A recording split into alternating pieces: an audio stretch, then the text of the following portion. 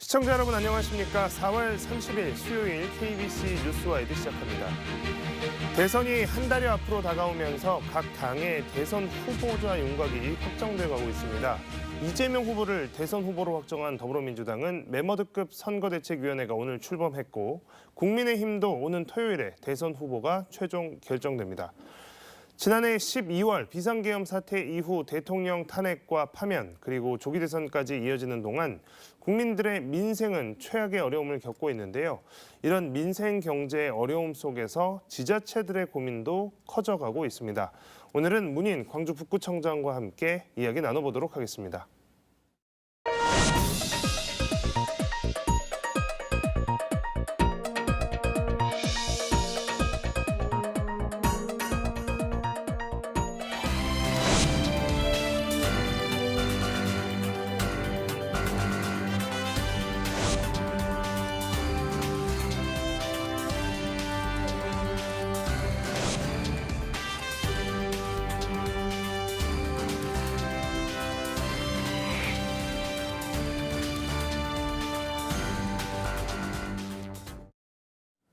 네, 국장님 어서 오십시오. 네, 안녕하십니까. 예.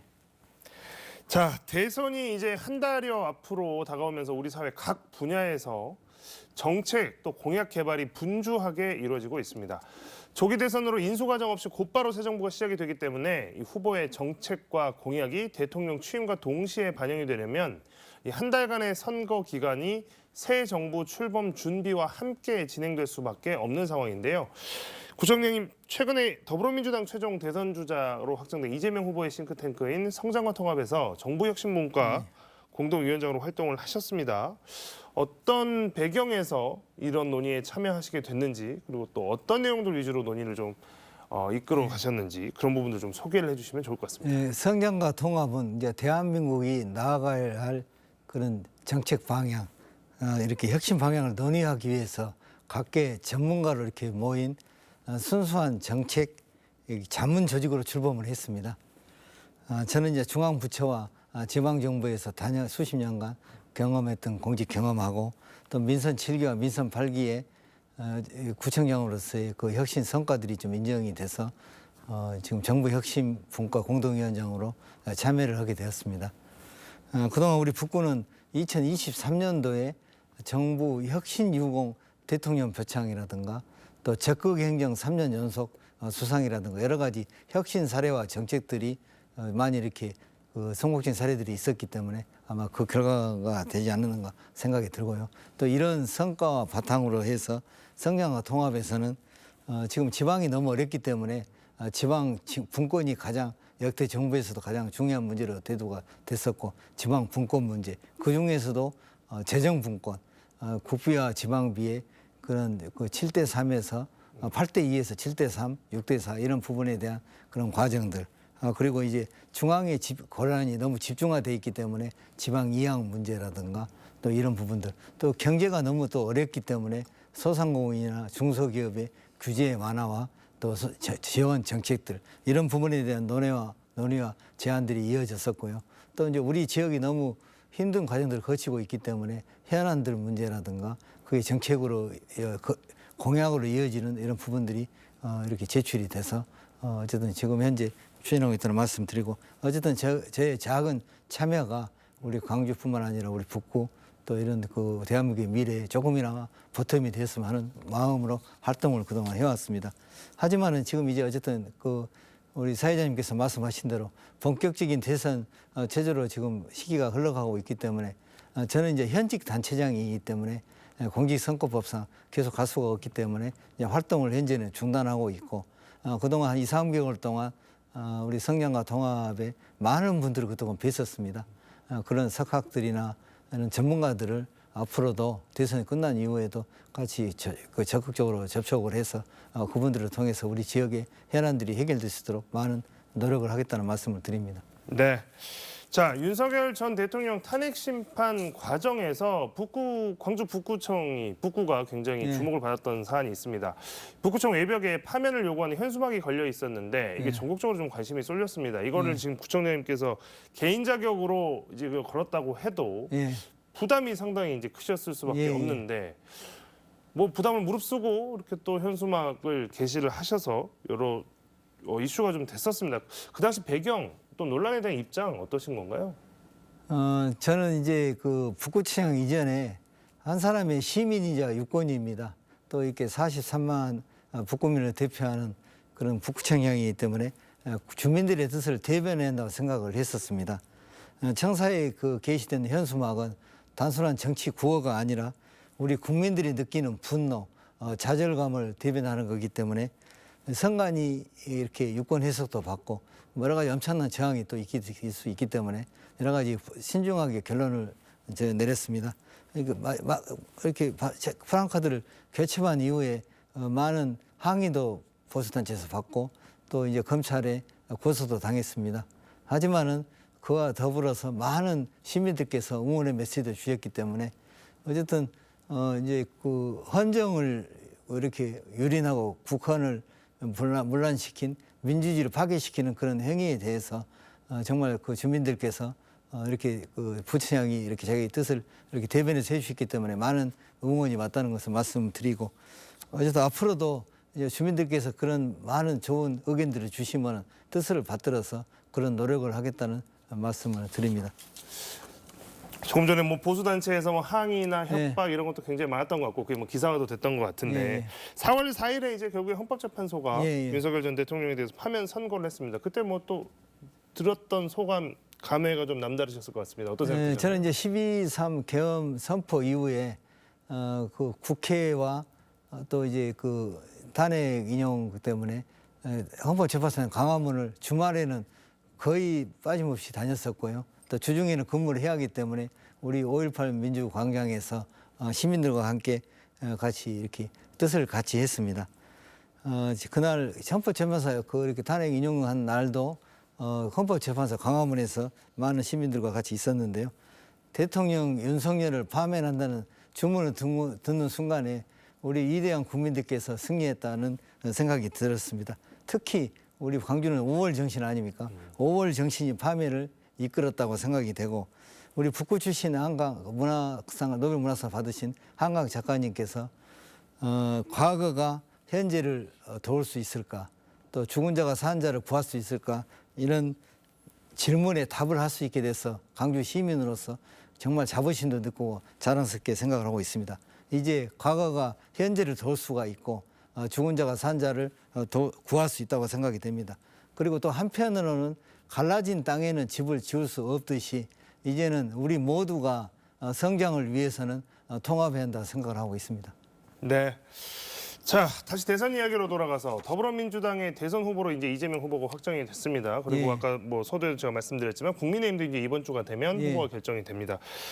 현직 단체장이시기 때문에 이 지역 발전에 대해서 누구보다 좀 디테일하고 세세하게 요구 사항이나 이제 이런 고민들을 갖고 계실 텐데 예. 이런 대선 후보들 특히 뭐 이 지역의 텃밭이라고 하는 민주당 같은 경우에 특히나 더 이 지역을 위해서 대선 공약에 어떤 것들이 좀 담겨야겠다라고 생각을 하십니까? 여러 가지 이렇게 그 분야들이 많이 있겠습니다만은 어쨌든 광주가 현재 경제적으로나 여러 가지 좀 많이 힘드는 과정이 있기 때문에 우리 청년들의 일자리나 또 지역 경제 활성화를 위해서 반드시 포함될 과제로 AI 중심 산업 도시로 이렇게 실현이 돼야 한다는 말씀을 드리고 싶습니다. 진정한 미래 산업, 4차 산업에 대한 선점을 위해서는 이제부터가 중요한데요. AI 산업이 광주를 넘어서서 대한민국의 거점 이렇게 성장 동력이 될 수 있도록 이번 대선을 계기로 국가적인 지원과 전략적 투자가 이렇게 강화돼야 한다고 생각이 되고 있습니다. 단순한 연구단지 조성이 아니라 AI 기술이 실제적으로 경제에 많이 영향을 미쳐 이런 생태계가 형성이 돼서 이제는 청년들에게 양질의 일자리도 만들어지고 또 기업에게는 혁신의 기회를 주어서 기업들이 더 활성화되는 그런 시대를 맞이할 필요가 있다는 말씀을 드리고 이를 위해서는 AI 3대 강국 이렇게 도약을 위해서 뒷받침하기 위해서는 저도 이제 그 뭐 시에서도 냈습니다만 저도 이제 그 지금 컴퓨팅 이렇게 국가 AI 컴퓨팅 센터하고 지금 저희들이 그동안 예타를 통과를 못했습니다만은 실진밸리 조성 지원 사업들 그리고 이제 컨트롤 타워를 국가가 주도하는 AI 연구소 등이 설립이 돼서 반드시 우리 AI 산업이 우리 광주의 미래 먹거리로서 이렇게 뭐 되면서 또 우리 국가 성장을 주도하는 그런 산업으로 발전될 수 있도록 우리 다 같이 노력하고 저희 북구에서도 인공지능 집중화 단지라든가 첨단 산업지구가 북구에 많이 있기 때문에 노력하겠다는 말씀을 드립니다. 네. 자, 조금 더 깊이 들어가서 이제 그 북구의 현안 위주로 이야기를 좀 나눠보도록 하겠습니다. 북구 임동 방직 부지, 전방 또 일심 방직 이제 과거에 있었던 그 자리에 지금 뭐 많은 시민분들 알고 계시겠지만 복합 쇼핑몰 더현대 광주가 들어설 예정입니다. 근데 최근 북구 의회 구정질문에서 이 더현대 건설 인허가가 지연되고 있는 것에 대한 지적이 나왔습니다. 북구 의회에서 구청에서 지금 검토를 너무 법적 권한을 넘어선 거 아니냐, 아니면 불필요한 자료까지 너무 세세하게 요구를 하다 보니까 인허가 늦어지는 거 아니냐, 이제 이런 질의를 했었는데요. 여기에 대해서 구청장님의 입장은 어떤 입장이십니까? 저희 구청에서 입장문도 저희들이 발표를 했습니다만은 사실과 지금 다르다는 것을 말씀을 드리고, 어쨌든 더현대가 우리 복합 쇼핑몰의 강주에 없기 때문에 어쨌든 적극적으로 지원한다는 말씀을 드리고, 다만 지금 더현대가 들어서면 강주의 랜드마크가 될 거 아닙니까? 그래서 신속하게 절차를 이렇게 이행하고 있는데, 지금 이제 광주시에서 심의를 다 거쳤습니다만은 저희들이 허가권을 북구청이 갖고 있습니다. 거기에 보면은 도시개발 형의 허가가 있는데 교통영향 평가, 재해영 평가, 환경영 평가를 또 검토하도록 되어 있습니다. 여러 가지 중에서도 교통영향 평가는 반경 2km 내에 개발 예정지가 또 교통이 유발되는 데는 대책도 같이 세워야 할 거 아닙니까? 이 사업 시행자에게만 부담하는 게 아니라 광주시하고 협의해서 대책들을 마련해야죠. 이런 부분이 일부 빠져 있는 부분이 있고, 특히 이제 무등 경기장, 우리 챔피언 필드는 그 1년에 한 70일 정도 야구 경기가, 홈 경기가 이루어지고 있는데 그런 것도 지금 빠져 있거든요. 그래서 이제 그런 부분은 한시적이도 하는데 저희들이 생각했을 때는 거의 포스트 시즌, 코리안 시즌 가면은 11월 달까지 가는데 거의 상시로 지금 벌써 주에 2.3일 정도가 되니까 그래서 많은 또 고통을 우리 주민들이 받고 계시니까 이제 이런 부분들을 보완하는 작업들이 있고, 그다음에 35개 유관기관과 부서에 협의를 거쳐야 합니다. 이런 부분들에서 이런 보완과 협의가 완료가 되면은 즉시 건축 허가를 이렇게 내줄 계획으로 추진한다는 말씀을 드립니다. 네.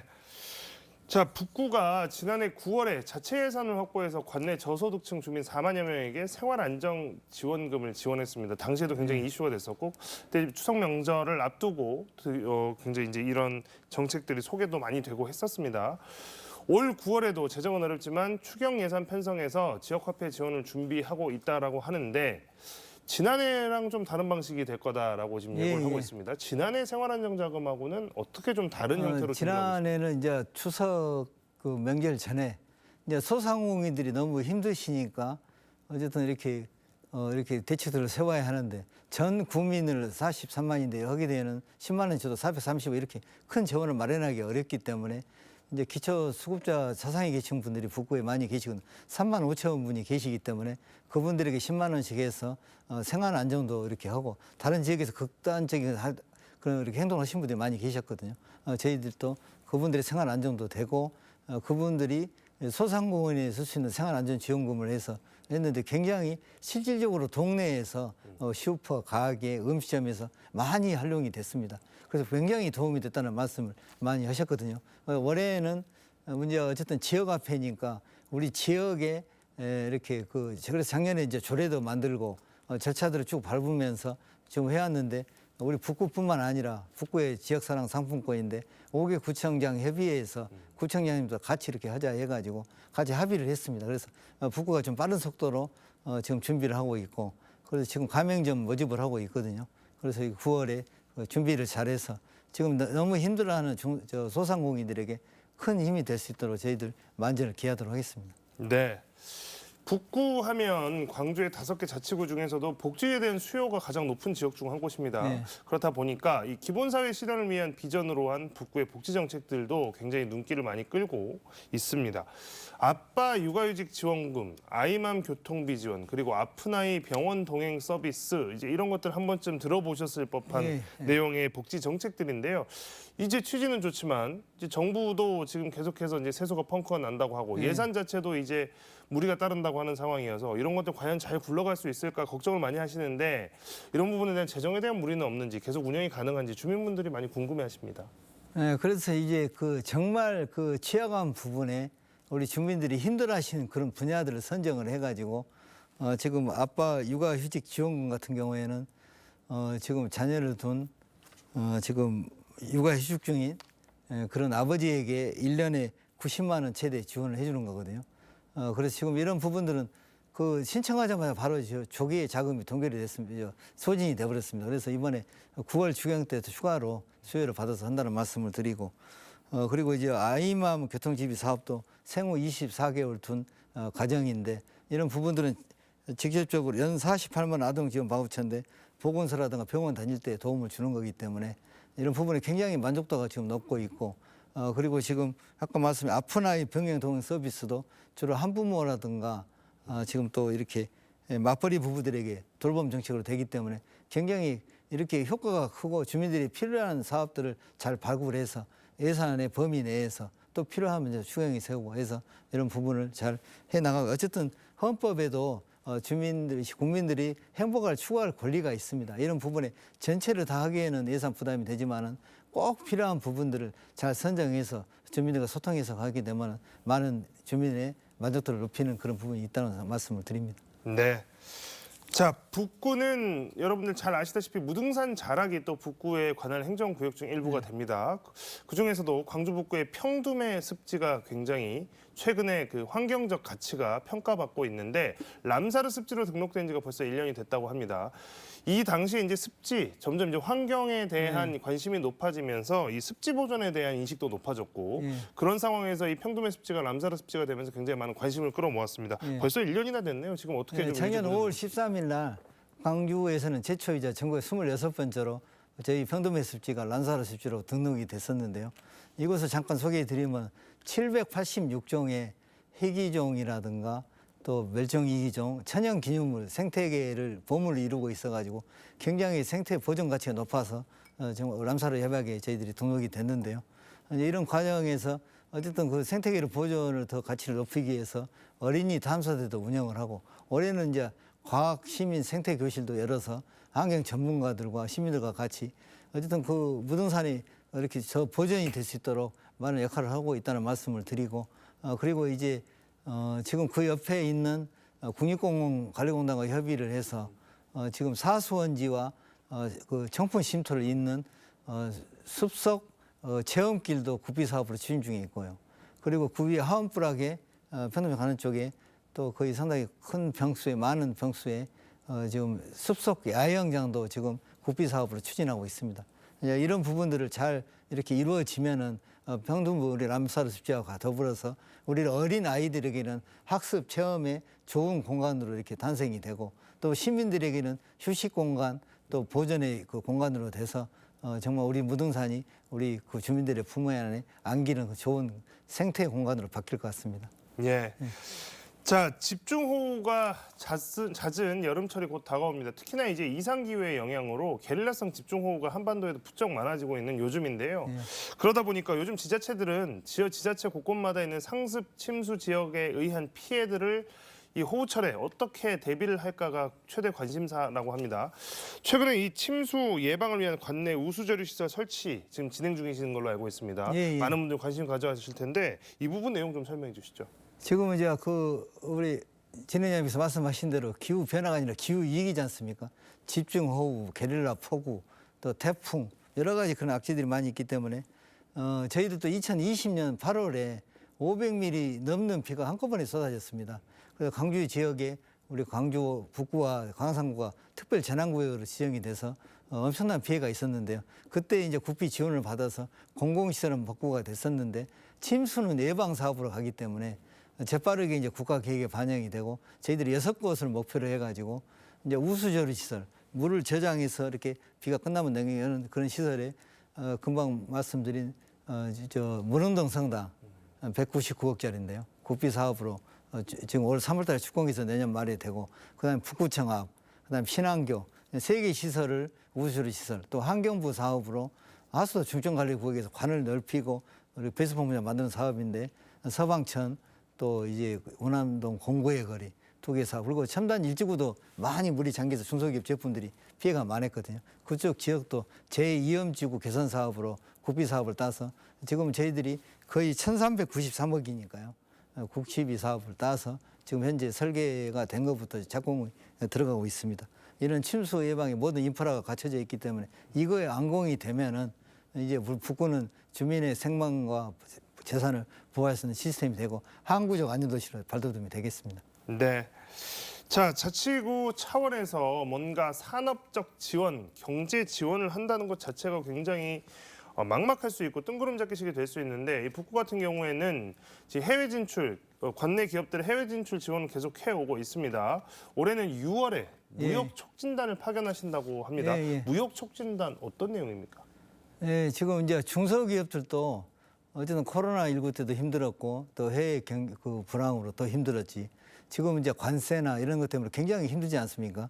그래서 2023년부터 북구는 1년에 2차례씩 한 번은 이제 광산업진흥회, 광융업진흥회 가고 한 번 같이 가고 가을에는 코트라 지원을 받아서 생활 소재 부품 회사들하고 또 가고 이렇게 해서 2번을 갔는데 작년 말을 이야기해 주셨겠는데 작년에 인도네시아, 싱가포르 갔었거든요.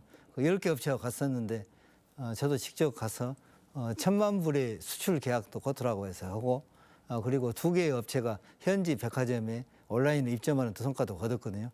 그리고 이제 전체적으로 4번에 걸쳐서 3,981만 달러니까 우리 하나로는 571억 원.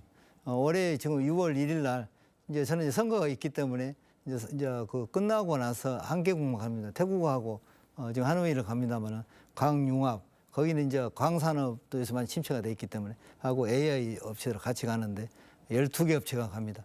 이번에도 사전에 매칭 준비를 철저히 했고 그리고 이제 수출 계약으로 끝나는 게 아니라 사후 관리까지 해서 정말 그 중소기업들이 정말 해외 판로를 개척해 줘서 정말 이렇게 이런 위기를 벗어날 수 있도록 지방자치단체로서도 많이 노력을 하고 있다는 말씀을 드립니다. 네.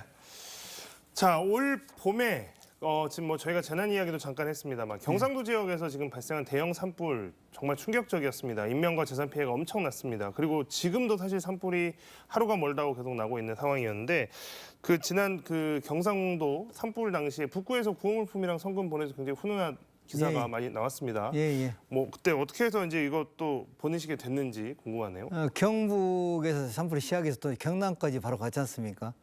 그래서 바로 저희들은 이제 구호 물품을 지자체 중에서는 기초에서는 제일 빠르게 저희들이 이렇게 경북 쪽에는 이미 이제 임원분들이 많이 쌓여져 가지고 저희들이 하동 산청에 먼저 1차로 보내고 그 다음에 저희들이 청송과 영덕 지역에 2차로 두 개 합쳐서 한 8천만 원 정도 적십사 트럭으로 해서 보냈고요. 그리고 이제 성금 모금도 한 달 정도 모아서 지난 50일까지 저희들이 성금이 1억 원이 돌파가 됐습니다. 1억 70만 원 28일 날 적십사사 그 광주 회장님한테 전달해서 피해 지역에 돕도록 저희들이 어쨌든 어려울 때는 영원함 같이 상생해 가는 것이 중요하기 때문에 저희들 열심히 노력을 했다는 말씀을 드립니다.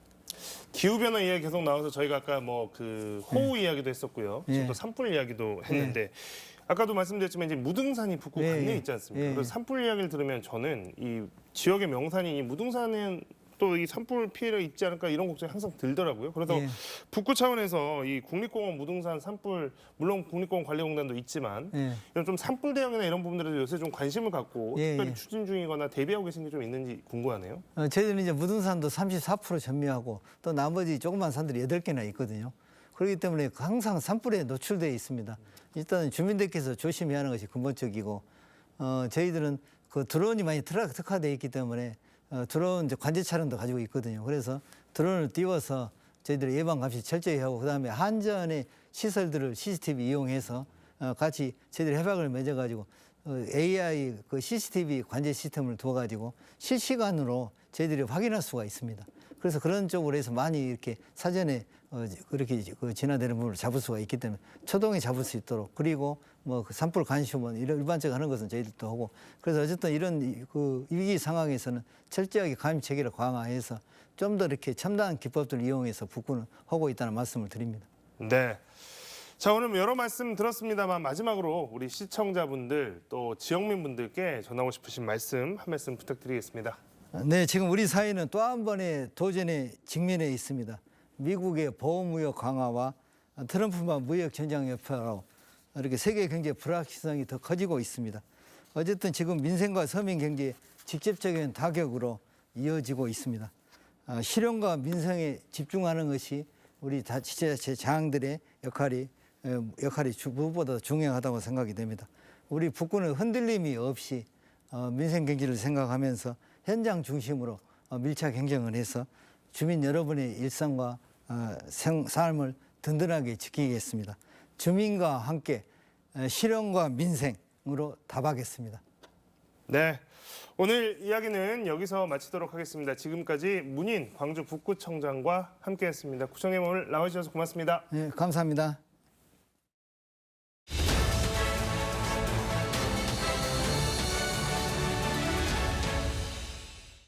서울광역방송센터입니다. 매주 수요일이면 국회가 있는 여의도로 출근하는 지방자치단체장이 있습니다. 강기정 광주광역시장인데요. 여의도 초대석 조기 대선 전국을 맞아 주간 여의도 집무실을 운영하고 있는 강기정 광주시장과 관련 얘기 해보겠습니다. 시장님 어서 오십시오. 네, 안녕하십니까. 주간 여의도 집무실 얘기는 조금 뒤에 하고 이재명 후보 내일 대법원 전원 합의체 선고 날인데 뭐 무죄 생각하시는 거죠?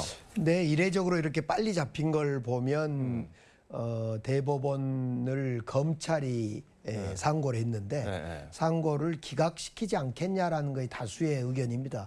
왜 그러냐면 네. 만약 기각이 아니라 이 고법으로 다시 돌려보내거나 이런 것을 하려면 아마 그 대법관들이 서로 토론도 많이 해야 되고 깊은 심의를 해야 될 건데 이렇게 이례적으로 한 목소리로 모아졌다는 것은 기각이다. 즉 이재명 후보의 편을 드는 쪽에 판결이 나지 않을까 이렇게 보여집니다. 그러면은 지금도 뭐 여론조사에서 대세론인데 무죄 확정 받아서 깨끗하게 나오면은 거의 뭐 끝나는 거 아닌가요? 아무래도 이제 내일 무죄가 나오면 네. 더 유리하다고 생각합니다. 다만 네.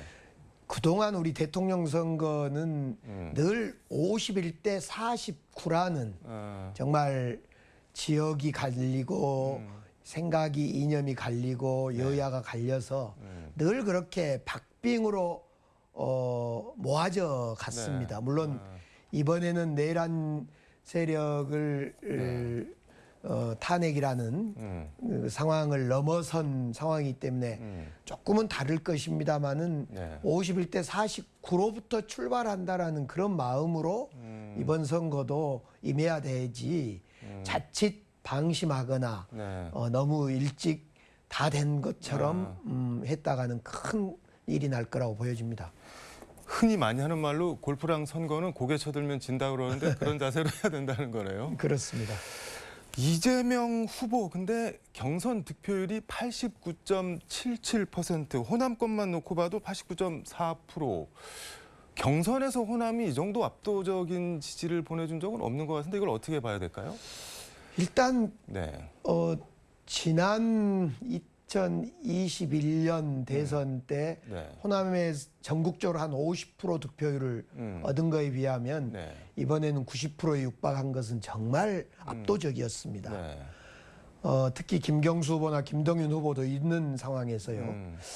그런데 대한민국 국민들이 계엄을 맞고 내란을 거쳐오면서 이 내란 정권은 민주정부로 바꿔야 되겠다라는 강력한 어떤 정권 교체의 열망이 그 어느 때보다 강렬했던 것 아닌가. 그래서 호남뿐만 아니라 전국적으로 이재명 후보에 대해서 강한 지지를 보여주는, 압도적 지지를 보여주는. 그래서 이재명 후보에 대한 지지인과 동시에 이것은 정권 교체에 대한 강력한 희망사항이었다. 그 희망을 반영한 표였다. 이렇게 보여집니다. 근데 페이스북에 이낙연 고문님 이렇게 호칭하면서 내란 세력과 거래 있을 수 없는 일이다 이렇게 쓰셨는데 내란 세력과 거래 이게 무슨 얘기인가요? 한덕수 총리를 비롯해서 권성동 대표 등 여러 지금 소위 국민의힘이라든가 네. 민주당 밖에 있는 사람들이 이재명만큼은 안 된다. 이재명 후보의 대통령을 맡겠다. 네. 이런 얘기를 서슴지 않게 하고 있습니다. 그러면서 빅텐트론을 펼치고 네. 있기도 합니다. 그래서 이재명 후보를 반대하는 네. 또 싫어하는 모든 사람을 한번 뭉쳐보겠다. 네. 그 속에 이낙연 고문님도 아마 대상이 된 것 같습니다. 그래서 저는 역대 선거를 큰 선거를 볼 때 네. 누구 미워서 선거를 치러서 이긴 적이 없다라는 말씀을 좀 드리고 싶습니다.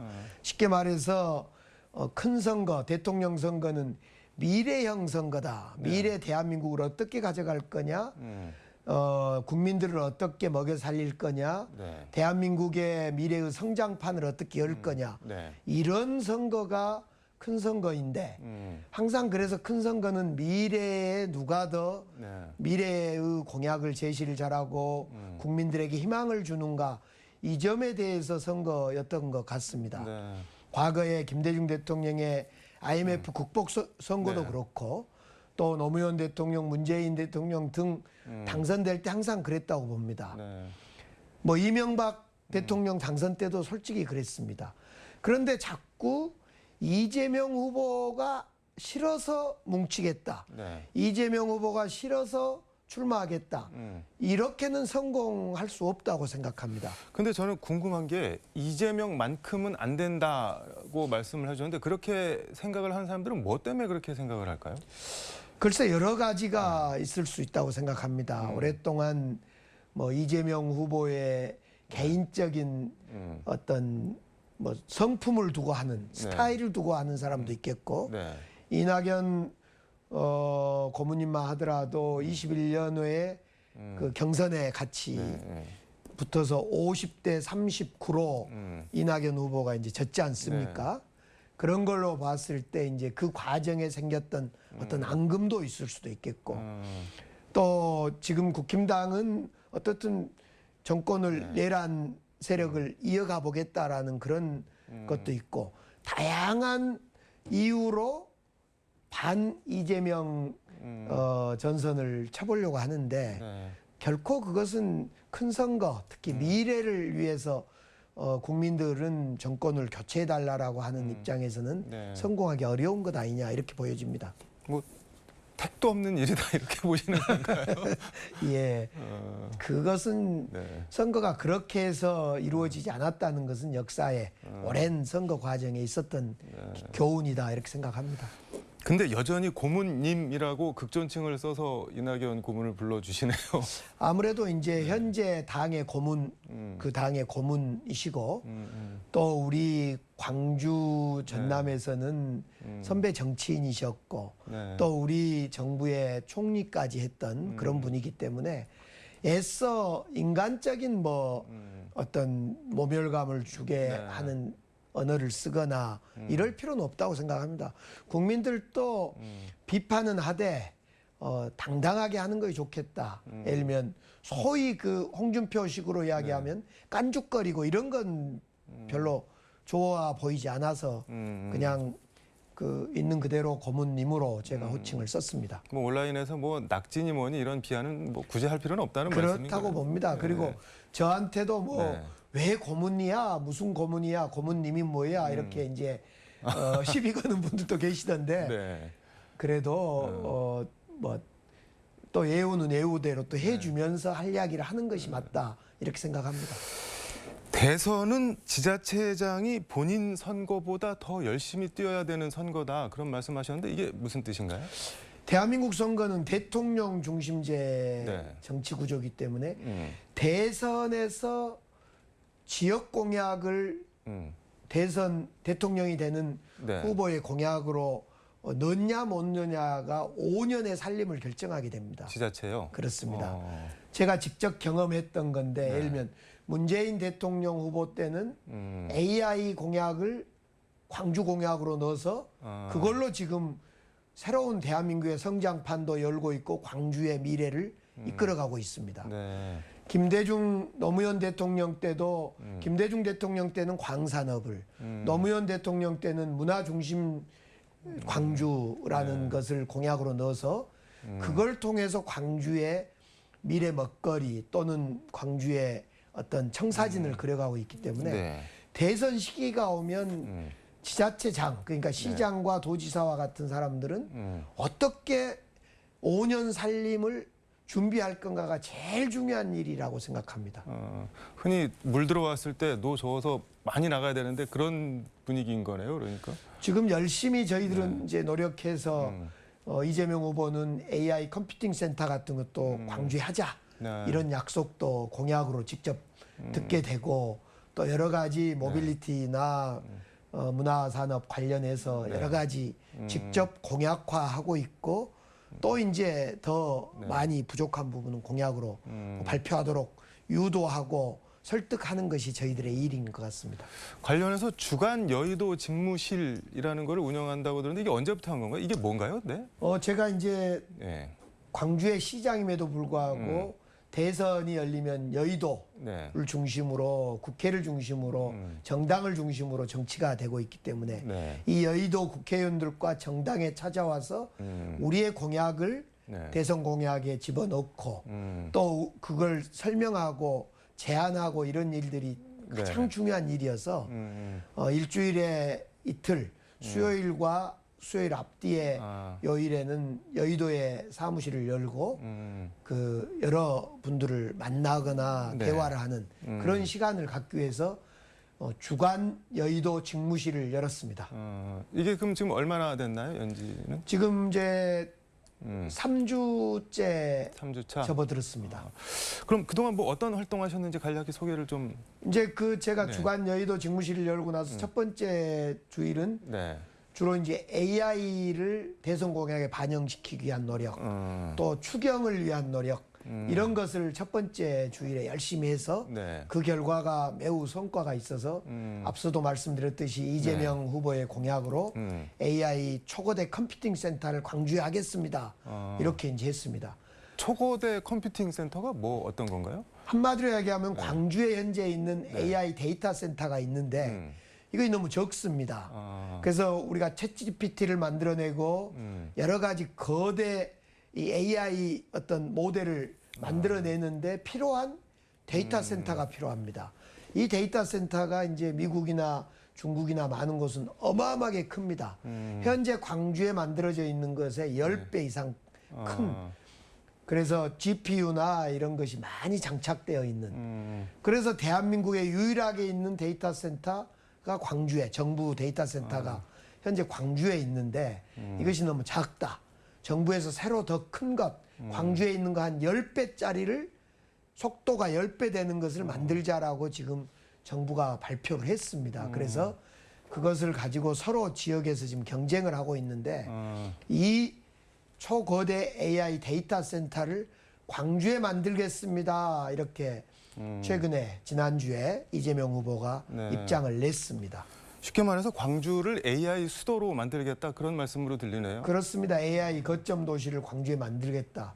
왜냐하면 광주가 지난 3, 4년 동안 AI 산업을 줄기차게 인프라 구축을 하고 네. 또 인재 양성도 하고 기업도 불러들여서 AI 생태계 구축에 많은 공력을 들여놨습니다. 네. 다른 지역에 따라올 수 없을 정도로 많이 나가 있습니다.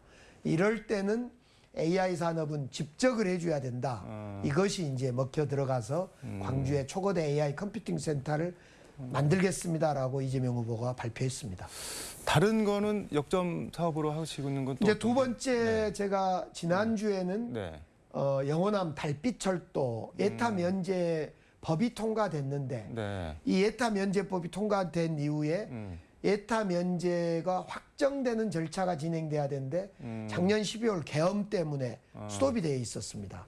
그래서 지난주에는 영호남 국회의원들과 네. 대구시와 광주시가 함께 기자회견도 하고 달빛철도 예타 면제 확정 절차를 밟아달라 네. 이걸 기재부에 요구를 하고 정부에 요구를 하는 그런 활동을 했고 어제 그제 이제 이와 관련해서 네.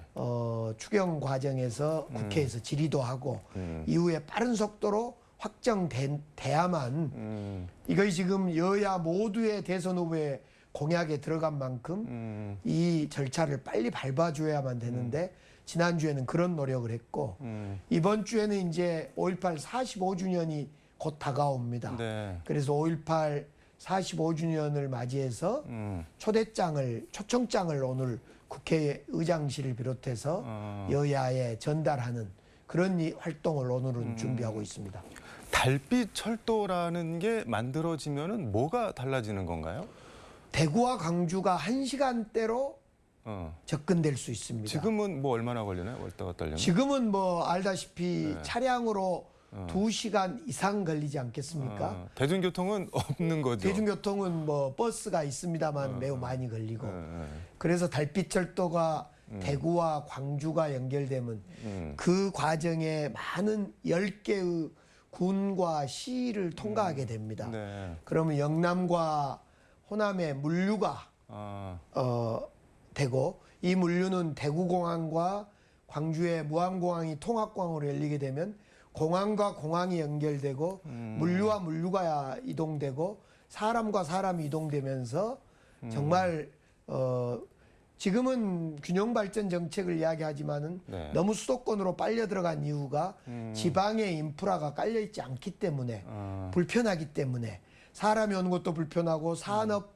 물류도 불편하고 네. 그래서 지방이 균형 발전이 안 되고 지방이 발전이 안 되는데 이런 인프라를 까는 것이 가장 기초적인 일이다 이렇게 보여집니다. 쉽게 말하면 영호남의 물리적 거리적 화합 그런 거네요. 그렇습니다. 생기면. 물리적 거리적 화합을 통해서 사람과 사람, 산업을 키우는 그런 역할을 할 수 있다고 생각합니다. 그걸 왜 여지껏 안 했을까요? 그런데? 그동안에 이제 예타 면제 추진은 시도를 했음에도 잘 안 됐는데 제가 취임한 이후에 홍준표 시장과 제가 큰 마음을 먹고 네. 달빛철도 예타 면제 추진을 시도했고 국회 헌정사상 네. 261명의 국회의원들이 공동 발의를 해주셨습니다. 네. 역대 법안 중에 261명이 공동 발의한 법안은 유일합니다. 가장 많은 법안이 220여 명이 발의한 태권도 관련 법인데 그만큼 여야를 떠나서 이 달빛철도는 네. 반드시 해야 되겠다. 경제성 조사에서는 세월이 너무 간다. 그래서 예비 경제성 검토는 네. 면제하자. 이런 법을 지난 1년 전에 통과시켰습니다. 그런데 네. 통과시키면 예타 면제 확정을 해줘야 되는데 그것이 앞서 말씀드렸듯이 계엄 과정에서 스톱돼 있어서 다시 절차를 네. 밟고 있습니다. 5.18 말씀해 주셨는데 얼마 안 있으면 45주년 5.18인데 뭐 초대장도 국회의장 등등 보내신다고 했는데 올해 5.18은 좀 뭐 다른 게 있을까요? 올해 5.18은 네. 이제 대통령 선거 한복판에 맞이하고 있습니다. 네. 이번에 대통령이 뽑히게 되고 정부가 만들어지면 5.18과 관련되고 민주주의와 관련된 일과제가 네. 헌법에 5.18 정신을 담는 것입니다. 그런 만큼 45주년 5.18은 정말 중요합니다. 특별히 탄핵과 계엄을 거쳐온 5.18이기 때문에 네. 더더욱 의미가 크다고 보여집니다.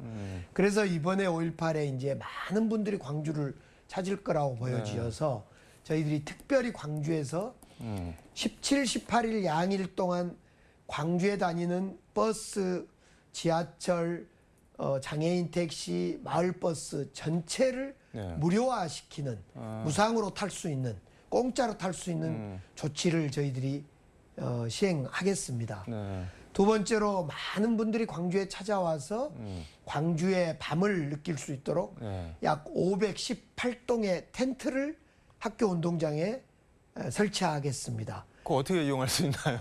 거기에는 신청해서 10,000원을 내면 거기에 저희들이 이제 기본적인 건 준비해 드리고 네. 광주에 오신 분들이 그 텐트에서 하룻밤을 지내면서 광주의 밤을 느낄 수 있는 광주의 그 네. 밤을 느낄 수 있는 그런 것도 준비하고 있고 또 광주하면 네. 주먹밥입니다. 그래서 네.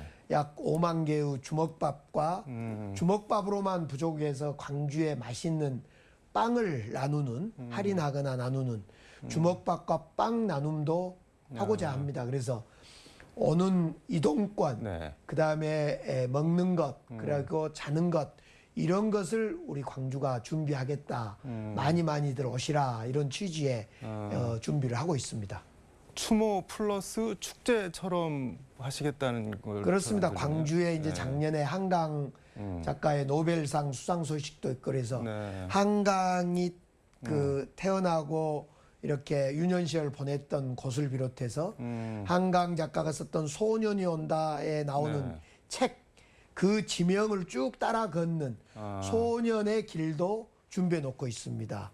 그래서 그 길도 따라 시간 여유가 있는 분들은 길을 쭉 따라 보면서 소년이 온다 책에 나온 그 지명을 흔적을 그러면서 5.18을 느끼고 한강 작가를 체험하는 그런 책 코스도 준비해 있습니다.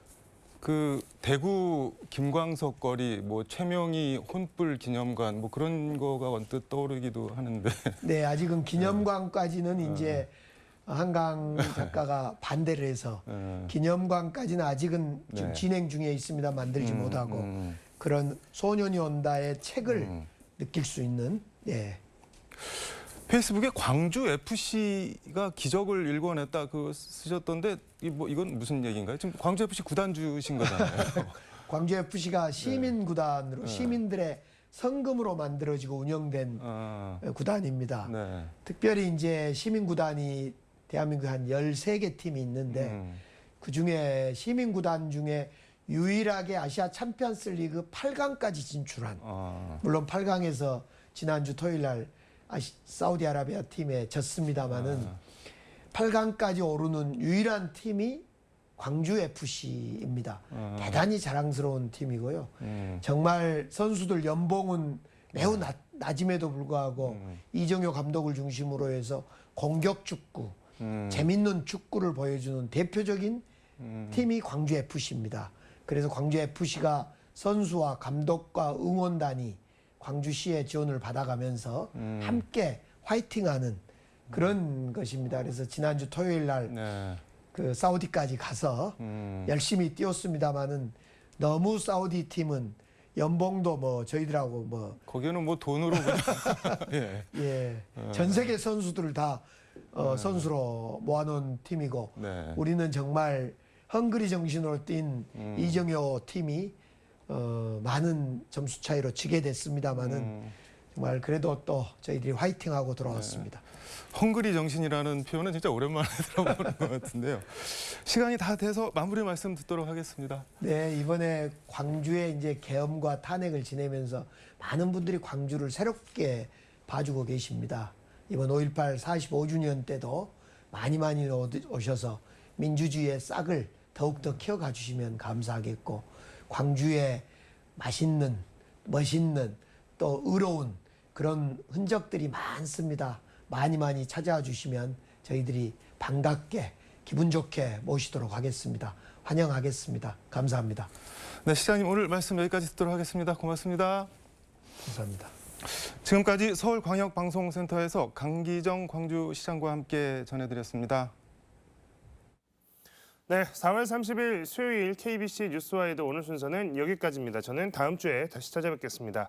시청해주신 여러분 고맙습니다.